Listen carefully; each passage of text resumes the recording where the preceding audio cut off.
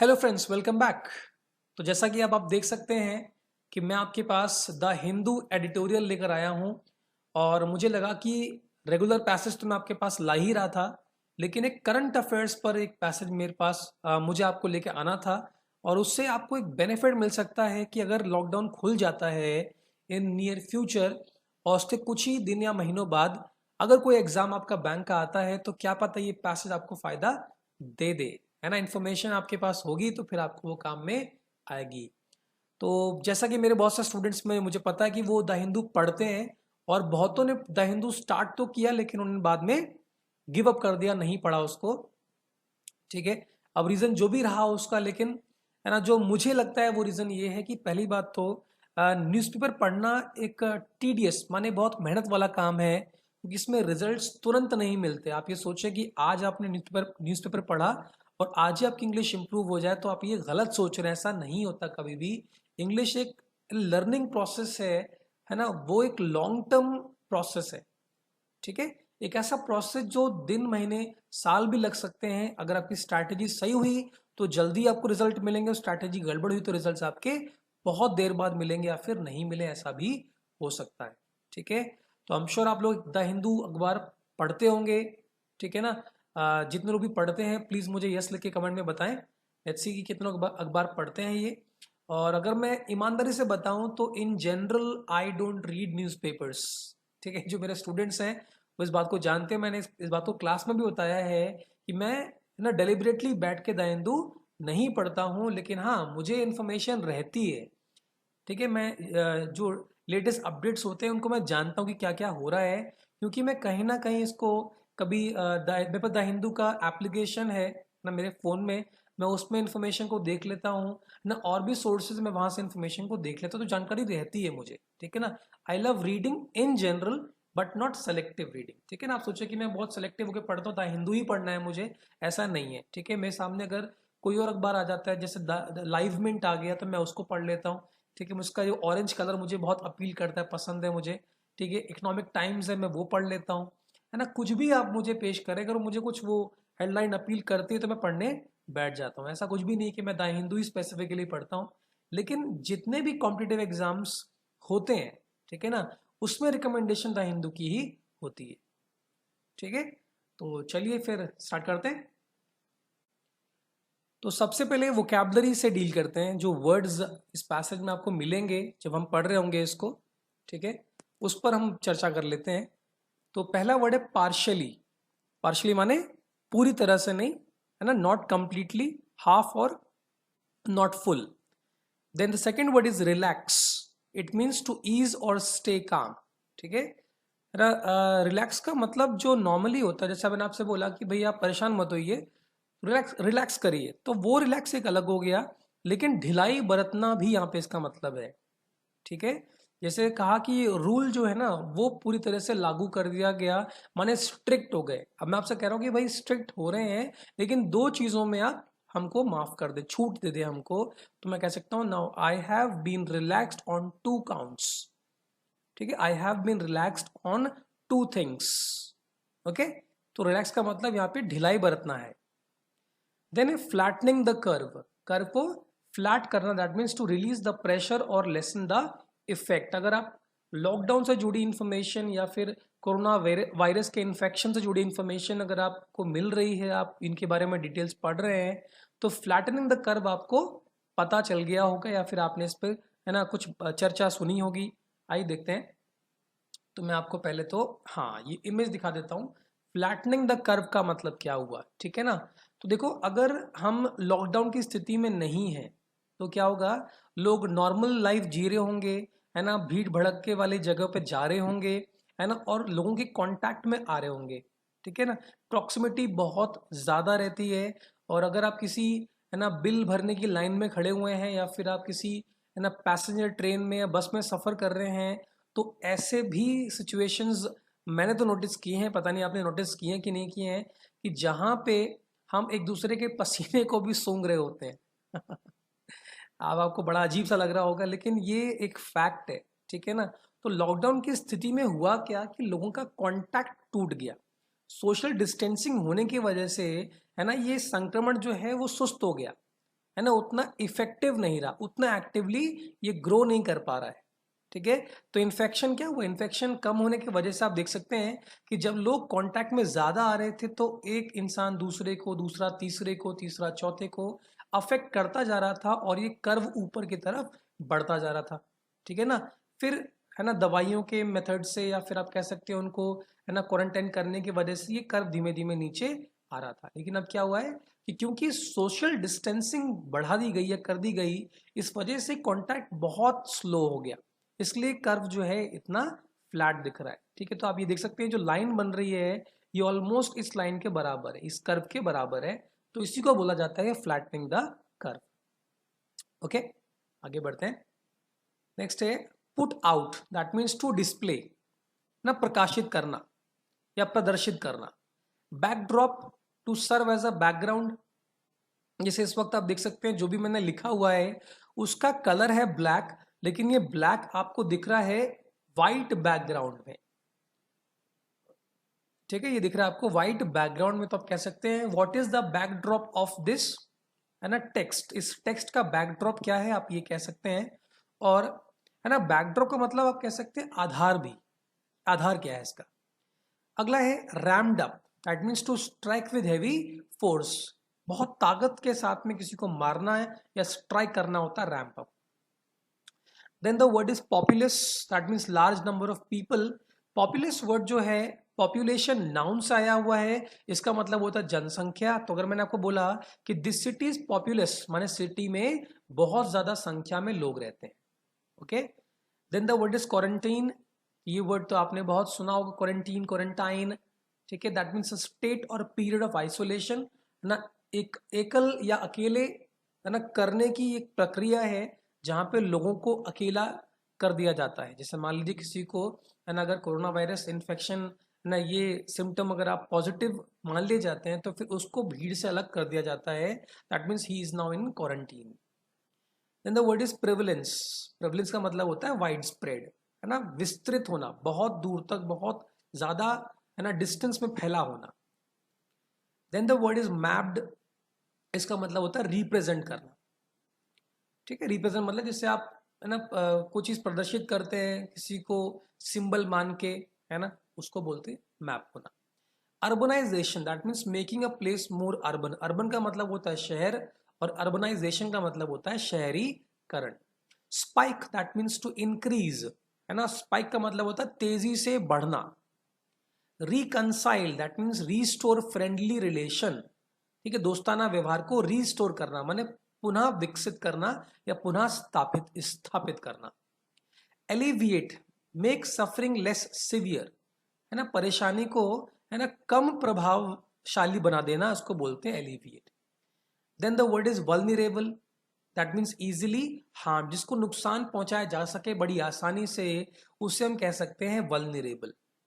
That means corona virus जब starting में जब फैला था तो बूढ़े लोगों को ही ज्यादा ही अफेक्ट कर रहा था, तो we can say that the elderly people were vulnerable towards this virus.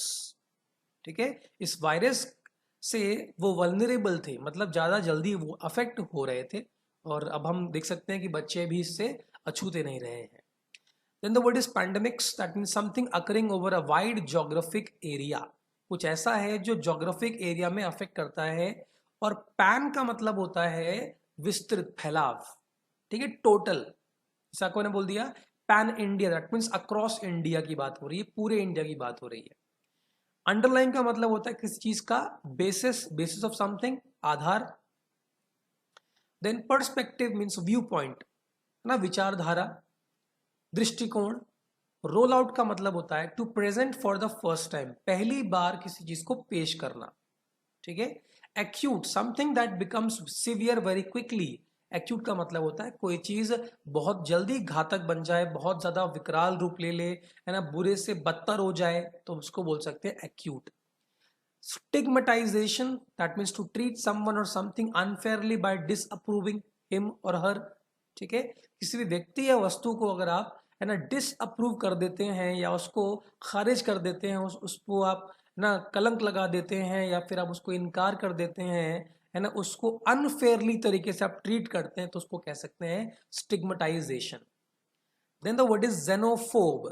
जेनो का मतलब होता है विदेशी और फोबिया का मतलब होता है डर. एक्सट्रीम डिसलाइक और फियर ऑफ फॉरेनर्स. विदेशियों से डर लगना या उनको नफरत करना, घृणा करना बहुत ज्यादा, उसको बोलते हैं xenophobia. Then the word is surveillance. That means carefully watching because of crime or something suspicious. है ना, बहुत कड़ी निगरानी रखना किसी चीज को क्राइम के वजह से या किसी शक के वजह से, उसको बोलते हैं सर्विलांस. ओके, तो आपने है ना वोकैबलरी समझ ली है. एक बार वापस है ना रिवाइंड करके सब चीजें आप नोटिस कर लें कि भाई कौन कौन से वर्ड्स थे. और द हिंदू की वोकैबलरी है ना, इसमें दोनों चीजें मिलेंगी आपको. आसान वर्ड्स भी मिलेंगे, मुश्किल वर्ड्स भी मिलेंगे. बस आपको एक ही काम करना है, रिपीटेशन पे फोकस करना है. बार बार आप उन वर्ड्स को है ना ध्यान में रखें. है ना, बार बार आपके सामने वर्ड्स आएंगे. और एक बार जानने के बाद दोबारा वर्ड अगर आपको आता है ना, जल्दी मिलता अगर आपको वर्ड, तो आपको वर्ड ध्यान में रखना होगा. ओके, चलिए let's move on to the passage. तो पैसेज आप देख सकते हैं है ना, कोविड-19 लिखा हुआ है. दैट मीन्स कोरोना वायरस के बारे में ही है. Let's see what it is. It says, as India prepares to partially relax the national lockdown for COVID-19 in zones that do not have high concern from April 20, attention is focused on how successful flattening the curve of infection has been. ठीक है, ये बोल रहा है कि कोविड-19 की वजह से जो नेशनल लॉकडाउन हुआ है, पूरे देश में जो लॉकडाउन हुआ है, वो उन जोन्स में रिलैक्स कर दिया जा रहा है. कैसे कर दिया जा रहा है? पार्शियली, माने पूरी तरह से रिलैक्स नहीं कर रहे हैं, पार्शियली रिलैक्स कर रहे हैं जहां पे हाई कंसर्न नहीं है. ठीक है, कब से कर रहे हैं? अप्रैल 20 से कर रहे हैं. और जब ये करने वाले हैं तो अटेंशन जो है वो फोकस जो उसका बदल गया, चेंज हो गया. फोकस क्या है? फोकस इस बात पर है कि इन्फेक्शन का जो फ्लैटनिंग द कर्व है वो कितना सक्सेसफुल हुआ है. ठीक है, there is some evidence based on reported cases put out by the health ministry that for a 48-year cycle ending April 17, the growth in total cases was slower than during the preceding comparison period, that is 16% versus 28%. तो इस line में ये बोल रहा है कि जो health ministry ने रिपोर्टेड केसेस को दर्शाया है ना, उनको देखते हुए हम ये सबूत मान सकते हैं कि 48 घंटे का जो अप्रैल 17 को खत्म होने वाला 48 घंटे का जो साइकिल है ना, उसमें जो टोटल केसेस की ग्रोथ है वो स्लो है. कितना है? वो 16% है. और उसके पहले कितनी थी? 28% है. ठीक है, तो ग्रोथ रेट जो है वो स्लो हुई है. ये हमारे पास में एविडेंस है. और एविडेंस किसके बेसिस पे है? हेल्थ मिनिस्ट्री ने जो केसेस की है ना को दर्शाया है उनके हिसाब से. Now these data and others indicating a slowing pace of case doubling must be viewed against the backdrop of vastly different testing rates among states. अब यहाँ पे एक और ना फैक्ट सामने आता है कि जो डेटा हमको दिखाया जा रहा है ना, ये इंडिकेट करता है, क्या करता है? Slowing pace of case doubling, case के दुगने होने की पेस धीमी है, ये दिखाता है. ठीक है ना, लेकिन इसको ये नहीं समझना चाहिए कि जो हो रहा है बिल्कुल अच्छा हो रहा है. आपको क्या समझना होगा कि दृष्टिकोण इस बात पर रखिए कि जो टेस्टिंग रेट है हर एक स्टेट में वो अलग अलग है. That is vastly different testing rates among states. अलग अलग राज्यों में अलग अलग टेस्टिंग रेट है. कहीं ज्यादा जल्दी टेस्टिंग हो रही है, कहीं देर में हो रही है. ठीक है ना, इस वजह से आप कह सकते हैं कि हाँ, डबल केसेस होने की जो पेस है, जो रफ्तार है, वो धीमी है. Delhi has ramped up tests per million people and also reported a higher percentage of positive cases compared to populous West Bengal and Madhya Pradesh, which have done far fewer tests and yet find a higher share of positive cases. अब देखो यहाँ पे उसने example दे दिया इस बात को समझाने के लिए कि जब उसने कहा कि अलग अलग स्टेट में अलग दर पे टेस्ट हो रहे हैं, तो क्या बोल रहा है? दिल्ली ने बहुत तेजी से टेस्ट करे हैं पर मिलियन पीपल, है ना, मिलियन के दर पे लोगों की जो रेट है वो टेस्ट किए हुए हैं. और उनके पास में पॉजिटिव केसेस की भी हायर परसेंटेज है. और उन्हें कंपेयर किससे करा है? कंपेयर किया हुआ है वेस्ट बंगाल और मध्य प्रदेश से, जहां पे पॉपुलेशन ज्यादा है. उन्होंने बहुत कम टेस्ट किए, उसके बाद भी उनके पॉजिटिव केसेस की परसेंटेज ज्यादा है. Okay, let's move ahead. Kerala has managed to test, trace, quarantine and treat effectively preventing new infections. ठीक है ना, यहाँ पे केरला के लिए पॉजिटिव बताया है कि केरला ने टेस्ट करने को मैनेज किया, है ना, उन्होंने ट्रेस कर पाया, वो पहचान पाए, ढूंढ पाए कि किसको ये अफेक्शन है, वो लोगों को क्वारंटीन कर पाए और उनको ट्रीट कर पाए इफेक्टिवली, और नए इन्फेक्शंस को वो प्रिवेंट भी कर पाए। ठीक है। The highest prevalence can be mapped to states with high economic output or significant urbanization, or both such as Maharashtra, Delhi and Tamil Nadu. ठीक है। कहते जो हाईएस्ट प्रेवलेंस है ना, जो दिख रहे हैं हमको, जो हाईएस्ट नंबर ऑफ दिख रहे हैं, उनको आप मैप कर सकते हैं, उनको आप इंडिकेट कर सकते हैं उन स्टेट्स के साथ में जहां पे इकोनॉमिक आउटपुट जो है वो हाई है, यहाँ पे अर्थव्यवस्था जो है वो अच्छी है, या कह सकते हैं सिग्निफिकेंट अर्बनाइजेशन है, मतलब शहर बहुत ज्यादा विकसित हो रखे हैं, उनके केस में आप कह सकते हैं कि हाई नंबर ऑफ रेट्स जो है वहीं दिख रहे हैं। और both such as Maharashtra, Delhi and Tamil Nadu, ये आप कह सकते हैं दोनों चीजें हैं, है ना, उनकी इकोनॉमिक आउटपुट भी अच्छी है और अर्बनाइजेशन भी उनके यहाँ ज्यादा है, जैसे कि महाराष्ट्र में है, दिल्ली में और तमिलनाडु में है। Other factors may be driving up case numbers in Madhya Pradesh, Gujarat, Telangana, Rajasthan, Uttar Pradesh and Jammu and Kashmir. ठीक है।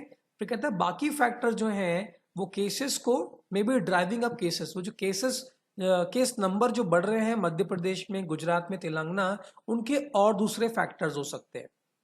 आइए देखते हैं क्या है।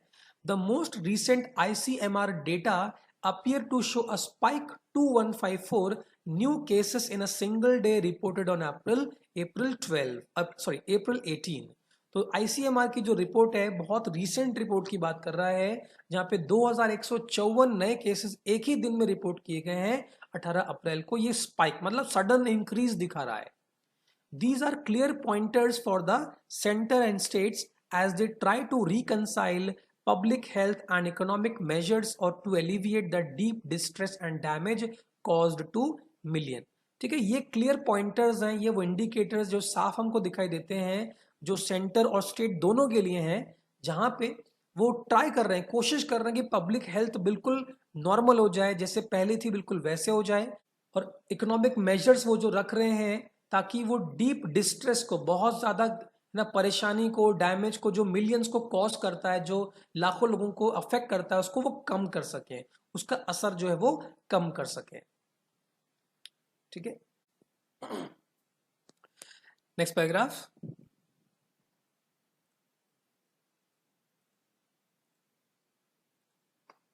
Next paragraph. Given the uncertainties surrounding the long-term effects of SARS-CoV-2 on people, including medical outcomes for those who have recovered from severe infection, India's COVID-19 strategy has to focus on testing, containment and treatment on the one hand, and distress alleviation for vulnerable sections on the other। ठीक है, तो आप देख सकते हैं काफी लंबा sentence है, काफी लेंदी सेंटेंस है, और यही रीजन होता है कि बहुत से लोग स्टार्ट तो करते हैं द हिंदू को पढ़ना, ठीक है, या फिर हाई एंड अखबारों को, न्यूज़पेपर्स को पढ़ना, लेकिन बहुत ही जल्दी गिव अप कर देते हैं क्योंकि उनको आधी से ज्यादा बात समझ में नहीं आती, क्योंकि वो हमेशा इजी सेंटेंस पढ़ते आए हैं स्टार्टिंग से, तो उनको लेंदी सेंटेंस या फिर है ना कॉम्प्लिकेटेड सेंटेंस को पढ़ने की आदत नहीं होती है। पर कोई दिक्कत नहीं है, आप बिल्कुल राइट प्लेटफॉर्म पे हैं। आपको मैं यहाँ पर हर बार पढ़ पढ़ के सुनाता रहूंगा, इंग्लिश का ट्रांसलेशन क्या होगा इसका वो भी मैं आपको साथ साथ में बताता रहूंगा। तो चलिए स्टार्ट करते हैं। तो सेंटेंस काफी ज्यादा इंफॉर्मेशन दे रहा है, कहता है कि जो भी अनसर्टेनिटीज हैं, माने अनिश्चितताएं हैं जितनी भी, उनको देखते हुए, यहाँ पे गिवन का मतलब देना नहीं है, ठीक है। देखो जब भी कोई सेंटेंस पढ़ रहे होते हैं, कभी भी वर्ड टू वर्ड ट्रांसलेट मत करें, उससे क्या होता है, उससे आप हमेशा कुछ और ही मीनिंग निकाल के लाएंगे, जबकि मीनिंग कुछ और ही निकल कर आ रहा होगा। ठीक है, तो यहाँ पे क्या मतलब हुआ, अनिश्चितताओं को देखते हुए, अनसर्टेनिटीज को देखते हुए, surrounding the long term effects of SARS-CoV-2 के लॉन्ग टर्म इफेक्ट्स को देखते हुए, है ना, उसके सराउंडिंग, उसके आसपास जो घूम रही होती हैं, किस पर होती है इफेक्ट, ये लॉन्ग टर्म इफेक्ट किस पे आते हैं, तो लॉन्ग टर्म इफेक्ट्स आते हैं लोगों पे इसके लॉन्ग टर्म इफेक्ट्स पड़ते हैं, जिसमें से medical outcomes, including medical outcomes for those, उनके लिए भी मेडिकल आउटकम्स आते हैं जो कि हु हैव रिकवर्ड, जो रिकवर हो चुके हैं सीवियर इन्फेक्शन से, बहुत पीड़ित इन्फेक्शन से वो लोग रिकवर हो चुके हैं, उनके भी मेडिकल आउटकम्स होते हैं। ओके, तो इंडिया की जो कोविड-19 की जो स्ट्रैटेजी है, ठीक है, जो उनका ना स्ट्रैटेजी है, जो उनका तरीका है जो यूज करने वाले हैं, उसमें क्या है, हैज टू फोकस, उनको फोकस करना होगा टेस्टिंग पर, उनको फोकस करना होगा कंटेनमेंट पर, माने उसको रोकना है, एक लेवल के बियॉन्ड बढ़ने नहीं देना है, उस पर फोकस करना होगा, और ट्रीटमेंट पर फोकस करना होगा। ये पहला पहलू हुआ, ठीक है। एक तरफ तो उनको टेस्टिंग पे फोकस करना है ना, उनको नियंत्रित करने की कोशिश करना है और ट्रीटमेंट पे फोकस करना है, और दूसरी तरफ जो भी है ना, on the other side, on the other, जो भी वल्नरेबल सेक्शंस हैं, जिनको आसानी से ये वायरस अपनी चपेट में ले सकता है, उनके जो डिस्ट्रेस है, माने उनका जो तनाव है, जो दर्द है, जो दुख है, उसको एलिविएट करना, माने उसको फ्री कर देना, उसे कम कर देना, वो करने की भी उनको कोशिश करनी होगी, ठीक है ना।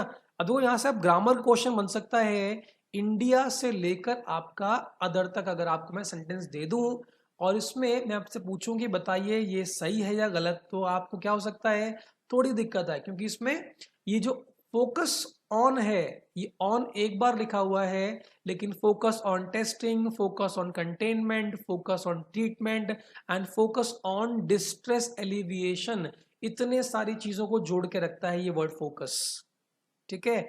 तो अगर आपको मैं फोकस एक बार और देता बोल के एंड ऑन डिस्ट्रेस एलिवेशन, तो ये पक्का रॉन्ग हो जाता, बिकॉज अगर एंड से जुड़े शब्दों के पहले, ठीक है, या फिर बाद में सेम प्रकार का या फिर सेम प्रेपोजिशन आना होता है, तो हम दो में से एक बार ही यूज करते हैं, जैसा कि यहाँ पे आप देख सकते हैं, यहाँ पे ऑन एक बार ही यूज हुआ है, बार बार यूज नहीं हुआ है।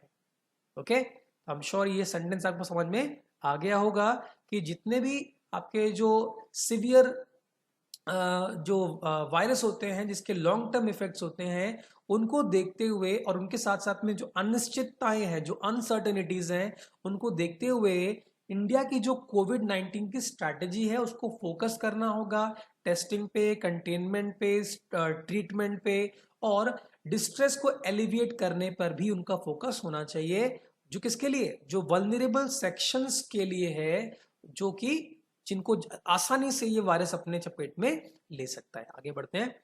As the disease has demonstrated once again, pandemics have the ability to quickly expose underlying inequalities. ठीक है, कि डिसीज ने एक बार फिर से दर्शा दिया कि जो पैंडमिक्स हैं, जो विश्व क्या कहते हैं इसको हिंदी में, वैश्विक है ना, समस्या कह लीजिए, महामारी कह लीजिए इसको, ठीक है ना, इसने ये दर्शाया है कि इसको एक एबिलिटी है ना, उसके पास एबिलिटी है क्विकली एक्सपोज करने की, जो भी इनइक्वालिटीज है, जो भी असमानताएं हैं, जो कि हमारे है ना बेस पर लाए करती हैं, उनको बहुत आसानी से एक्सपोज कर देता है, ठीक है। आगे बढ़ते हैं। From a medical perspective, medical perspective की बात कर लेते हैं, मेडिकल दृष्टिकोण की बात कर लेते हैं। It has laid bare the inadequacy of the public health system to roll out enough tests in all states, ठीक है। तो अगर मेडिकल दृष्टिकोण की बात की जाए तो उसने ये दर्शा दिया कि पब्लिक हेल्थ सिस्टम कितना इनएडिक्वेट है, माने बिल्कुल उसमें क्षमता नहीं है, पूरा नहीं है बिल्कुल भी, कि वो उतने टेस्ट को कर पाए सारे स्टेट्स में, ठीक है। क्यों, to determine where containment measures would achieve the best outcomes, ठीक है, कि ये डिटरमाइन हो सके कि जो कंटेनमेंट मेजर है, जो भी तरीके इस्तेमाल किए गए हैं कंटेन करने के, है ना, वो बेस्ट आउटकम माने बेस्ट रिजल्ट ला पा रहे हैं कि नहीं ला पा रहे, ठीक है। उनको मेजर करने के लिए उनके पास में पर्याप्त संसाधन नहीं है। And also to provide intensive treatment for acute respiratory illness, जो कि सांस लेने की जो बीमारियां हैं, रेस्पिरेशन से जुड़ी हुई बीमारियां जो हैं, और वो एक्यूट है, ठीक है ना, उनके ट्रीटमेंट के लिए भी कैसा इंटेंसिव ट्रीटमेंट है ना, उसको प्रोवाइड करने की क्षमता उनमें है या नहीं, ठीक है। Looking ahead, the need for testing can only grow when a phased exit strategy is attempted, ठीक है। तो इसको आगे भविष्य में देखा जाए तो टेस्टिंग की नीड है ना, the need for testing can only grow, तो टेस्टिंग की नीड तो है ही, लेकिन वो ग्रो तभी हो सकती है जब एक फेज्ड एग्जिट स्ट्रैटेजी को अटेम्प्ट किया जाए, है ना, फेज में, माने ये नहीं कि पूरा देश एक बार में ही है ना ओपन कर दिया गया, तो प्रॉब्लम जो है वहीं के वहीं बनी रहेगी, बल्कि और ज्यादा बुरी हो जाएगी, तो फेज वाइज एग्जिट स्ट्रैटेजी को अटेम्प्ट करना चाहिए। The testing data generated by all laboratories should be complete and shared in real time transparently by the center to aid policy making. जो टेस्टिंग डेटा जनरेट किया है बाकी सभी laboratories ने, है ना, वो कंप्लीट होना चाहिए, वो पूरा होना चाहिए और उसको रियल टाइम में शेयर करना चाहिए। ऐसा नहीं कि वो 2 दिन पुराना डेटा आपको दे रहे हो, और ट्रांसपेरेंटली माने बिल्कुल निष्पक्ष तरीके से सेंटर को उनको दे देना चाहिए ताकि वो पॉलिसी मेकिंग में हेल्प कर सके। एड का मतलब होता है मदद करना, हेल्प करना। As psychologists are pointing out, है ना, जो साइकोलॉजिस्ट्स हैं वो पॉइंट आउट करते हैं, वो ये बात को दर्शाते हैं, the response to HIV testing over 2 decades ago dramatically improved when people saw hope of treatment, got access to tests and were protected against stigmatization and xenophobia। क्या बोल रहा है कि जो साइकोलॉजिस्ट है उन्होंने इस बात पे बल दिया कि जो HIV टेस्टिंग हुई थी 2 दशक पहले, what is decade, 10 years period, 10 साल का समय होता है, दशक तो कितना हो गया, ये 20 साल पुरानी बात कर रहे हैं, कि जो रिस्पॉन्स आया वो ड्रामेटिकली इंप्रूव हो गया। कैसे? बहुत ही ज्यादा नाटकीय ढंग से, है ना, बेहतरी के लिए इंप्रूव हो गया जब लोगों ने ट्रीटमेंट की होप देखी, उनको लगा कि ट्रीटमेंट हो सकता है ना। गॉट एक्सेस टू टेस्ट, वो टेस्ट करवाने के लिए उनको उनकी रीच हो गई, है ना, वो टेस्ट करवाने के लिए सक्षम हो गए। एंड वो प्रोटेक्टेड अगेंस्ट स्टिग्मेशन। अब देखो स्टिग्मेशन का मैंने क्या बताया था आपको, याद करिए, तो कलंक मैंने आपको बताया था स्टिग्मेशन का, ठीक है ना। तो एक मानते थे कि किसी को अगर HIV हो गया या एड्स हो गया है तो उसको लोग, है ना, समाज में गलत निगाह से देखते थे, ठीक है ना। लेकिन जैसे इसका ट्रीटमेंट हमको मिल गया, ठीक है, वो टेस्ट करवाने के लिए सक्षम हो गए, तो लोगों की प्रोटेक्शन हो सकी इस स्टिग्मेशन से, इस कलंकित, है ना, कलंक लगने से उनको प्रोटेक्शन मिल सकी, और साथ में जेनोफोबिया, लोग डरते भी थे उन लोगों से, उनकी प्रोटेक्शन भी हो सकी, ठीक है। This would apply in good measure to कोविड-19 ऑल्सो। इससे, ऐसा करने से कोविड-19 में भी उनको फायदा मिलेगा, ठीक है।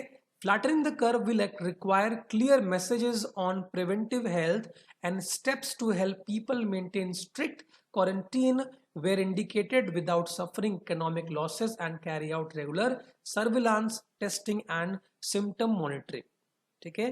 तो ये कोविड-19 के केस में अप्लाई होता है। फ्लैटनिंग द कर्व, अगर आप कर्व को फ्लैट करते हैं तो उसके लिए क्या चाहिए, क्लियर मैसेजेस होना चाहिए प्रिवेंटिव हेल्थ को लेकर, है ना, स्टेप्स लिए जाने चाहिए ताकि हेल्प कर सके पीपल को कि वो स्ट्रिक्ट क्वारंटाइन को मेंटेन करें, ठीक है। वेयर माने जहां, indicated without suffering economic losses, जहां पे, है ना, आर्थिक संकट नहीं आना चाहिए, उनसे उनको पैसे से नुकसान नहीं होना चाहिए, उसके बिना ये चीज होनी चाहिए। और carry out regular surveillance testing, है ना, और रेगुलर आपको सर्विलांस टेस्टिंग करते रहना होगा और सिम्टम्स की मॉनिटरिंग भी करते रहना होगा, ठीक है। इससे बेटर रिजल्ट्स आपको मिलने की आशंका है। तो आई एम श्योर ये पैसेज आपको समझ में आया होगा, और एक बार फिर से आप इसको ना रिवाइंड करके आप फिर से देख सकते हैं, फिर से इस वीडियो को देख सकते हैं, और किसी भी, है ना, इम्प्रूवमेंट के लिए आप प्लीज़ कमेंट ज़रूर किया करें, क्योंकि कमेंट अगर आप मुझे देते हैं तो इससे मैं जान पाता हूँ कि मैं कहाँ पे कमी छोड़ रहा हूँ या कमी क्या मुझ में है, तो उसको मैं सुधार कर पाऊँ। तो चलिए आगे बढ़ते हैं, और आगे मैं आपके लिए लेकर आया हूँ कुछ क्वेश्चंस, और आज है आपके लिए एक सरप्राइज। मैं इन क्वेश्चंस को आज मैं सॉल्व नहीं करूंगा, मैं आपके लिए छोड़ दूंगा, ठीक है ना। मैं क्वेश्चंस की स्लाइड्स आपको मैं दे दूंगा, आप आराम से समय लेके इनको सॉल्व कीजिएगा, और अगले दिन, ठीक, 10 बजे की बात मैं कर रहा हूँ, जैसे कि मैं, आप देखते हैं मैं रोज 10 o'clock को मैं अपना ये वीडियो अपलोड करता हूँ, तो 10 बजे आपको मैं इसका सॉल्यूशन और जो भी आपको समझना हो पैसेज में मैं आपको वो शेयर कर दूंगा, ठीक है। तो आप क्वेश्चंस पे चले जाइए, देख लीजिए, मैं आपको थोड़ा समझा देता हूँ। तो पहला जो है वो वर्ड रिप्लेसमेंट है, जहां पे आपको 4 वर्ड्स दिए गए हैं, आपको चेक करना है कि जो वर्ड की प्लेसमेंट है क्या वही है या उसको चेंज करने की आवश्यकता है। तो यहाँ पे आपको मैंने 2 क्वेश्चंस दिए हुए हैं, 1 and 2, ठीक है। उसके बाद सेकंड क्वेश्चन जो है वो है द स्पॉट द एरर। आपको मैंने 4 वर्ड दिए हुए हैं, आपको इनमें गलती बतानी, कहाँ पे गलती है, ठीक है। यहां पर भी आपको मैंने 2 क्वेश्चन दिए हैं और दोनों अलग प्रकार से दिए हुए हैं। पहला जहां पे आपको मैंने सिंगल वर्ड हाईलाइट किया हुआ है, पहला जहां मैंने आपको सिंगल वर्ड हाईलाइट किया हुआ है, वहीं पे आपको मैंने हाईलाइट कोई सा भी वर्ड नहीं किया हुआ, मैंने एक सेंटेंस को 4 पार्ट में डिवाइड किया हुआ है, उसके बाद इन पर सवाल पूछा है। और फाइनली जो क्वेश्चन है आपका वो है कि इस पैसेज में जो भी इंफॉर्मेशन लिखी हुई है उसके हिसाब से क्या आप इन्फर कर सकते हैं, मतलब क्या चीज आप समझ सकते हैं। Okay, I am sure passage समझने के बाद आप इन क्वेश्चंस को सॉल्व करने में समर्थ हो जाएंगे। ठीक है, तो मिलते हैं फिर अगले दिन। चलिए, बाय बाय।